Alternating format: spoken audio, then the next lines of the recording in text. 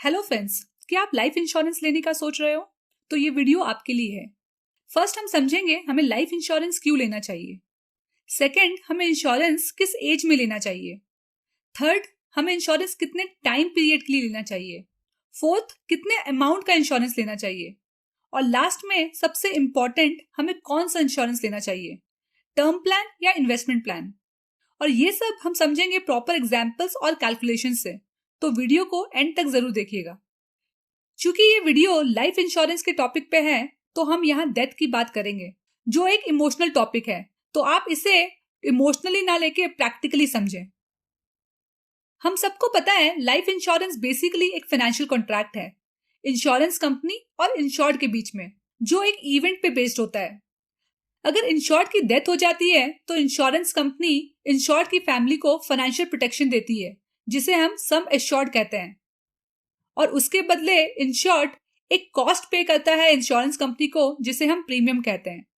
अब कौन कब मरेगा किसी को नहीं पता, पर अगर आप अपनी फैमिली के अर्निंग मेंबर हो और आपके फैमिली आप पे फाइनेंशियली डिपेंडेंट है, तो आपको इंश्योरेंस लेना चाहिए, जिससे आपकी फैमिली को फाइनेंशियल प्रोटेक्शन मिले।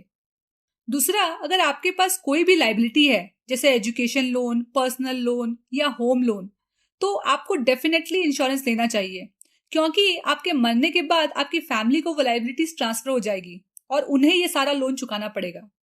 अगर आपके बहुत सारे फाइनेंशियल गोल्स हैं, जैसे घर लेना, बच्चों की पढ़ाई, उनकी शादी, और अगर आज आपके पास सफिशिएंट इन्वेस्टमेंट्स नहीं है, तो आपको इंश्योरेंस लेना चाहिए, ताकि आपकी फैमिली आपके न होने पर ये सारे गोल्स पूरा कर सके। आपके जाने से जो इमोशनल लॉस होगा उसे कोई कॉम्पेंसेट नहीं कर सकता, पर एटलीस्ट फाइनेंशियल लॉस से आप अपनी फैमिली को बचा सकते हैं। होप आपको ये क्लियर हो गया होगा कि लाइफ इंश्योरेंस लेना बहुत जरूरी होता है। अब समझते हैं किस एज में इंश्योरेंस लेना चाहिए। जब लोग 20s में होते हैं तो उन्हें लगता है उन्हें लाइफ इंश्योरेंस अभी क्यों लेना है, अभी तो बहुत टाइम है। और जब वो 40s में आते हैं, तब उनकी शादी हो जाती है, बच्चे हो जाते हैं, फैमिली की रिस्पॉन्सिबिलिटीज बढ़ जाती है और हेल्थ भी पहले जैसे नहीं रहती। तब जाके उन्हें लगता है अब हमें इंश्योरेंस ले लेना चाहिए। अब इसे एग्जाम्पल से समझते हैं। आज आपकी एज 25 साल है और आप 1 करोड़ का इंश्योरेंस लेते हैं 60 साल की एज तक, तो आपका एनुअल प्रीमियम अप्रोक्सीमेटली 10,000 आता है। वहीं अगर आप सेम इंश्योरेंस 40 साल की एज में लेते हो, तो आपका प्रीमियम कॉस्ट बढ़ के 40,000 हो जाता है। यहाँ आप 35 ईयर्स के लिए प्रीमियम पे करते हो और आपका टोटल प्रीमियम अमाउंट आता है 3.5 लाख। इस केस में आप 20 ईयर्स के लिए प्रीमियम पे करते हो और आपका टोटल प्रीमियम अमाउंट आएगा 8 लाख, यानी डबल से भी ज्यादा। तो आप सोचो आपको इंश्योरेंस किस एज में लेना चाहिए। जितनी जल्दी आप इंश्योरेंस लोगे, आपका प्रीमियम कॉस्ट उतना ही कम होगा और आपका कवर भी ज्यादा होगा। अब समझते हैं आपको कितने टर्म के लिए इंश्योरेंस लेना चाहिए। आपको लाइफ इंश्योरेंस एक लंबे टर्म पीरियड के लिए लेना चाहिए। इससे 2 बेनिफिट होंगे। पहला, आपका प्रीमियम कॉस्ट कम हो जाएगा। दूसरा, आपको लंबे टाइम के लिए फाइनेंशियल प्रोटेक्शन मिलेगा। फॉर एग्जाम्पल, लेट्स से आप अर्ली एज में इंश्योरेंस लेते हो, 60 की एज तक। इस बीच आप अपने सारे गोल्स को पूरा कर लोगे, जैसे घर लेना, बच्चों की पढ़ाई, उनकी शादी, और अपने रिटायरमेंट के लिए पैसे भी जमा कर लोगे। अब इन केस इस बीच आपकी डेथ हो जाती है, तो आपकी फैमिली को जो इंश्योरेंस से पैसे मिलेंगे, उससे वो अपने नीड्स को पूरा कर सकती है और बाकी गोल्स को भी पूरा कर सकती है। सो इंश्योरेंस हमेशा अर्ली एज में लेना चाहिए और लंबे समय के लिए लेना चाहिए। अब समझते हैं हमें कितने अमाउंट का इंश्योरेंस लेना चाहिए। पहला है income multiplier. As a rule of thumb, आपको अपनी इनकम का मिनिमम 10 टाइम्स इंश्योरेंस लेना चाहिए। जितना ज्यादा आप लोगे उतना ज्यादा बेटर है। Let's say 20x। अगर आज आपकी इनकम 10 लाख है, तो उसका मिनिमम 10 टाइम्स यानी 1 करोड़ इंश्योरेंस आपको लेना चाहिए। इसका रीजन है ये अमाउंट आपकी फैमिली को कुछ साल तक फाइनेंशियल सपोर्ट देगी और उसके बाद जब आपके बच्चे बड़े हो जाएंगे, तो वो फाइनेंशियल रिस्पॉन्सिबिलिटीज उठा लेंगे। दूसरा है, आप गोल स्पेसिफिक इंश्योरेंस ले सकते हो। जैसे अगर आपका गोल है बच्चे की पढ़ाई, तो उसके लिए लेट्स से आपको 20 साल में 1 करोड़ चाहिए।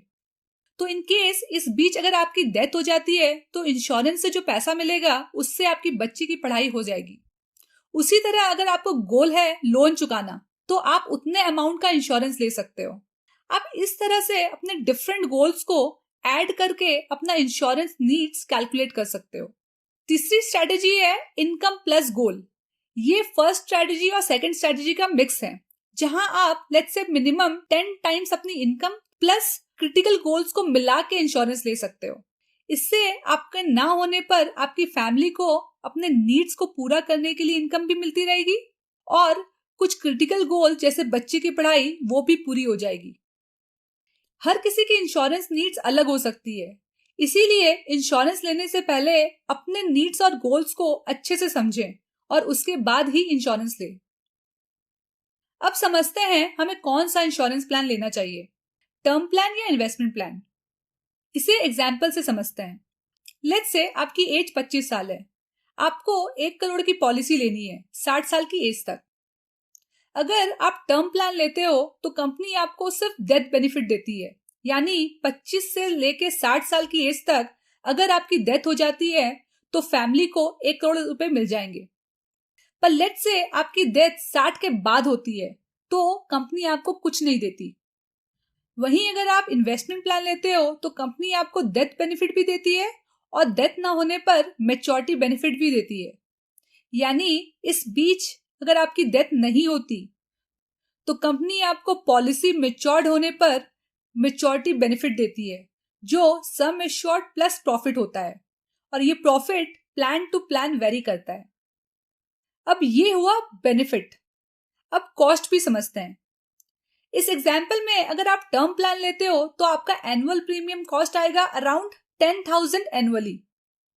वहीं इन्वेस्टमेंट प्लान में आपको मिनिमम 52,000 पे करना पड़ेगा, जो कि 5 टाइम्स ज्यादा है।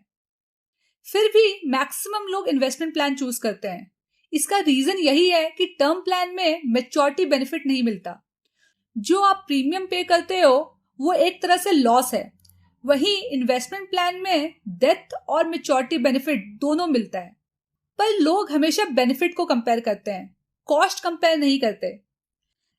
अगर आप इस 52,000 में से 10,000 का टर्म प्लान ले लो 1 करोड़ का और बाकी का 42,000 को इन्वेस्ट कर दो लेट्स से इक्विटी में, तो 12% रिटर्न के हिसाब से आप 35 इयर्स में 2 करोड़ जमा कर सकते हो।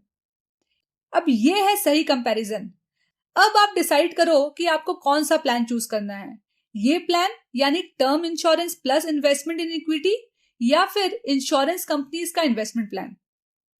इंश्योरेंस लेने का बेसिक मोटिव है to provide financial security to family in case of death. तो सबसे पहले आपको अपना इंश्योरेंस नीड कैलकुलेट करना चाहिए, जैसे मैंने यहां बताया। अगर आपकी इनकम लो है तो आपको टर्म प्लान चूज करना चाहिए, जैसे मैंने यहां बताया। यहां आपका प्रीमियम कॉस्ट बहुत कम होगा कंपेयर टू इन्वेस्टमेंट प्लान। दूसरा, अगर आपको इन्वेस्टमेंट की नॉलेज है और आप डायरेक्ट इक्विटी या म्यूचुअल फंड में इन्वेस्ट कर सकते हो तो आपको इन्वेस्टमेंट और इंश्योरेंस को अलग रखना चाहिए, जैसे मैंने यहां समझाया। लास्टली, अगर आपको इन्वेस्टमेंट की बिल्कुल नॉलेज नहीं है और आपको लगता है इन्वेस्टमेंट प्लान से आपको ज्यादा बेनिफिट मिलेगा तो आप इंश्योरेंस कम इन्वेस्टमेंट प्लान कंसिडर कर सकते हो। होप आपको इस वीडियो से लाइफ इंश्योरेंस को लेके काफी कुछ सीखने मिला होगा। कमेंट करके जरूर बताइएगा और नेक्स्ट वीडियो आप किस टॉपिक में समझना चाहते हो ये भी जरूर कमेंट करिएगा। वीडियो पसंद आया तो लाइक करिएगा, पसंद नहीं आया तो डिसलाइक करिएगा। अगर आप फाइनेंशियल प्लानिंग और इन्वेस्टमेंट रिलेटेड वीडियोस देखना चाहते हो तो मेरे चैनल को सब्सक्राइब जरूर करें।